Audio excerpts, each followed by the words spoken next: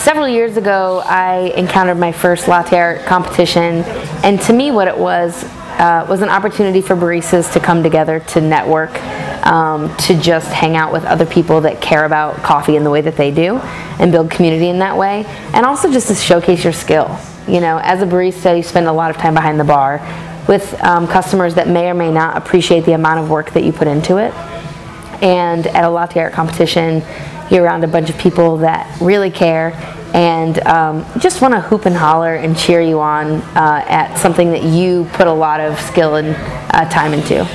I was a barista for a very long time, and you put a level of energy into your craft, and at some point you want something else. You want something more exciting, and latte art is a way to express yourself as a barista. For the customer, it's just aesthetically pleasing, and like I said, it creates this feeling that it's special, that something has been, that something really special has happened for your beverage, and that barista put an amount of care into that just for you. We all like to feel special, and latte art makes a customer feel special.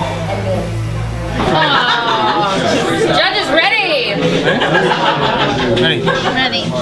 Give it to me in 3, 2, 1. Moniker moves on.